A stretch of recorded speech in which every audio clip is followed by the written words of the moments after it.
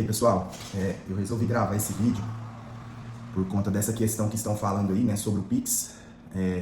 Muitos clientes nossos aí estão com dúvida, né, muitos amigos aí, tá, gente, esteve entrando em contato essa semana. Foi muita desinformação que foi passada, né. Eu vi muitas pessoas aí que não é da área, né, falando sobre o assunto, sem entender, sem compreender o histórico passado, né, de tudo que já existe, né, hoje, para o que foi mudado agora a partir da Instrução Normativa 2219 de 2024. Primeiro eu queria ressaltar alguns pontos relacionados à parte, né, da desinformação, né, porque a gente tem que deixar claro aqui o que realmente assim, é verdade e o que não é verdade, né, porque é tanta informação que a gente acaba se perdendo no meio de tanta informação. E a gente não sabe o que é verdade, o que não é, o que já existia, o que mudou. Então eu estou gravando esse vídeo aqui para poder trazer mais clareza aí, né, principalmente para os nossos clientes, para os nossos amigos, né, e para os nossos parceiros, aquelas pessoas interessadas em saber o que realmente é verdade com base no histórico, né, do que já existia e do que mudou com a nova instrução normativa. Primeira coisa, tem algumas dúvidas de alguns clientes que estão achando que o MEI agora pode movimentar até 15 mil por mês. Não. Com essa nova legislação, a legislação não fala nada referente ao aumento do limite do MEI. O limite do MEI continua sendo 81 mil por ano, uma média de 6.750 mensal. Essa média de 6.750 mensal ela pode ser ultrapassada, desde que você não ultrapasse o limite de 81 mil por ano. Teve outros clientes também que chegaram a perguntar para a gente aqui se o MEI deveria ter um capital social acima de 15 mil ou igual a 15 mil a partir de agora. Também não tem, essa instrução normativa não prevê nada referente a essa parte. Também houve umas desinformações referente à parte aí, muita gente estava disseminando que agora o organizador do rachinha do futebol, o organizador do churrasco, que recebe o dinheiro do pessoal para poder efetuar o pagamento, né, ou para comprar os itens lá para fazer o churrasco, vai ter que declarar e pagar imposto sobre isso. Não é bem assim, né? Não vai ser bem assim que vai funcionar. Isso aí não tem. O Pix ele não vai ser taxado não no curto prazo, né? Não é uma ideia de transferir acima de 5 mil eu sou obrigado a declarar. Não. Tem muita gente que tá achando que acima de 5 mil para pessoa física e acima de 15 mil para pessoa jurídica, não, agora eu sou obrigado a declarar e tenho, né, que pagar imposto. Não é bem assim. Pelo menos no curto prazo, não.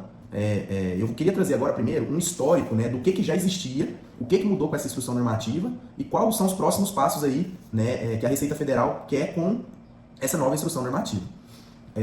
Existem duas declarações, que é a DECRED e a E-Financeira. A DECRED ela existe desde 2003. E essa DECRED, ela prevê que as operadoras de cartões, elas devem enviar as informações das operações de cartões de créditos para a Receita Federal, e isso desde 2003. Em 2015, com a Instrução Normativa 1571, com a Instrução Normativa 1571, veio, a partir de 1º de janeiro de 2016, as informações referentes à parte de movimentação financeira por parte das instituições financeiras foram obrigadas a serem enviadas para a Receita Federal. Então isso não é desde agora, surgiu agora, não. Essas movimentações financeiras elas já estavam sendo enviadas desde lá de 2016, né? A partir da Instrução Normativa 1571. Então, o que mudou? Na Instrução Normativa de 2015, existia essa prevenção do envio das informações e da obrigatoriedade a partir de R$2.000 para a pessoa física e R$6.000 para a pessoa jurídica. Ou seja, se a gente for comparar com o que a Instrução Normativa de 2024 agora, a 2219 diz, até que, digamos assim, aumentou-se esse limite. Só que, antigamente, somente as instituições financeiras eram obrigadas a enviar essas informações. Agora, as instituições de pagamentos também são obrigadas, como, por exemplo, Mercado Pago, PicPay, Recarga Pay, dentre outros, que são instituições de pagamento. Elas passaram agora, a partir de 1º de janeiro de 2025, a serem obrigadas a enviarem essas informações também. Mas as informações das instituições financeiras, os bancos tradicionais e as instituições financeiras, as fintechs também, algumas já eram obrigadas a enviarem esse tipo de informação, desde 2016. Só que, com o Pix, que iniciou-se lá em 2020, passou-se a ter muito mais movimentações financeiras no sistema financeiro bancário e, com isso, uma lastreabilidade muito maior em relação às movimentações. Porque antigamente a gente utilizava TED, né, DOC, depósito bancário, isso tudo era enviado as informações se passasse lá o limite de 2 para pessoa física e 6 para pessoa jurídica. Mas, a partir de agora, esse limite aumentou. Só que como agora a movimentação financeira via Pix ela é muito maior do que naquela época, né, naquela época a gente utilizava muito dinheiro em espécie. Hoje a gente não utiliza mais. Então quer dizer que hoje é muito mais fácil para a Receita Federal, se ela tiver essas informações, para poder ela conseguir cruzar dados para que ela possa saber se você não está declarando, seu imposto de renda da pessoa física, ela vai confrontar se a sua distribuição de lucro da pessoa jurídica condiz com o que você declara no imposto de renda da pessoa física. Então ela vai fazer esse cruzamento de dados com base nessas informações. Então, basicamente, não mudou nada no sentido de que essas movimentações já eram enviadas. Só vai acrescentar que as instituições de pagamento precisam enviar essas informações. E as informações que eram enviadas na Decred, lá pelas operadoras de cartões pela Decred, ela passa a ser integrada à e-financeira juntamente com as informações bancárias. E se você exceder esse limite na pessoa física de 5 mil, seja de movimentação via cartão de crédito, seja de movimentação via movimentação bancária, eles são obrigados a enviarem essas informações, né, para a Receita Federal. Mas assim, na minha opinião, né, e vendo o que alguns outros colegas contadores, né, têm aí falado sobre o assunto, eu acredito que essas instituições financeiras, elas não vão enviar as informações apenas para aqueles contribuintes que excederem esses limites, tanto 5 mil para pessoa física quanto 15 para pessoa jurídica. Por quê? Para a instituição financeira, talvez faça muito mais sentido que ela envie todas as informações de todos os contribuintes para a Receita Federal e lá a Receita Federal faça esse filtro, porque ela é obrigada a partir de 5 mil, né, para pessoa física e 15 para pessoa jurídica. Mas para ela talvez não seja interessante ficar fazendo essa distinção, porque a Receita não vai impedir que ela envie as informações de todos os contribuintes, né? Então isso na verdade já era feito pelas instituições tradicionais e agora vai passar a ser feito por todas as instituições e ser integrado pelas administradoras de cartões de crédito aí que também tem que enviar essas informações.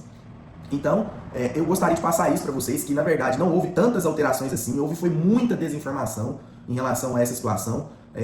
Ainda continua valendo a mesma tabela do imposto de renda de 2024, né? Ainda não tivemos uma atualização da tabela. Então, a partir do valor previsto na tabela de 2024, se você é pessoa física, você deve sim prestar contas lá para a Receita Federal. Para a pessoa jurídica ainda está valendo as mesmas legislações referente aí à parte de distribuição de lucro para os sócios, de prolabore para os sócios. Então, assim, não houve alteração nessa parte. A única coisa é que a Receita Federal, ela quer receber essas informações, que o que mudou simplesmente foi o que eu tive relatando durante o vídeo. Ela quer receber essas informações para que ela possa trazer um filtro ali para aqueles contribuintes em que ela quer dar uma atenção maior, que são aqueles que têm essa movimentação acima de 5 para a pessoa física e acima de 15 para a pessoa jurídica. Mas na prática, para os empresários, né, não vai ter alteração nenhuma, a não ser para as instituições financeiras, para as instituições de pagamento, para as operadoras de cartão, para também seguradoras, né, empresas de consórcio. Essas vão ter que enviar essas informações para a Receita. Mas no curto prazo não vai existir nenhuma taxação nem nada disso. A Receita ela já tem essas informações todas na base dela, daquelas que já foram enviadas pelas instituições financeiras. Então não vai ter alteração em relação a isso. Vai continuar da mesma forma. E se ela quiser e ver que tem alguma situação atípica de movimentação relacionada às contas bancárias, ela vai buscar as informações aí com base no que ela já tem durante o período de 5 anos, porque ela pode requerer até os últimos 5 anos para trás para poder ver se você deveria ter pagado o imposto na pessoa física ou na pessoa jurídica, né? Então, a Receita ela quer, na verdade, fazer esse filtro aí para poder estar buscando aí saber se existe sonegação, né, na pessoa física ou na pessoa jurídica, mas pode ser que eles não vão conseguir, digamos assim, alcançar todas as pessoas, mas só dessa parte aí, desse marketing que foi feito, né, e a desinformação foi passada, que eu não sei nem como isso surgiu, só por essa parte, a Receita Federal, eu tenho certeza, ela já vai conseguir, né, pela desinformação, pelo medo das pessoas de sonegarem, a conseguir aí, né, aumentar a sua arrecadação. Eu não acho que foi esse o intuito que a Receita Federal tinha com tudo isso, mas é o que vai acabar acontecendo, porque as pessoas elas ficam com medo, né, e aí acaba que querem fazer a coisa da maneira correta. E na verdade é o correto, né, o que a gente orienta todos os nossos clientes aqui, quem é cliente da gente sabe, a gente orienta sempre fazer da maneira correta, para que possa evitar qualquer tipo de problema com a Receita Federal, seja com o Estado, ou seja com o município.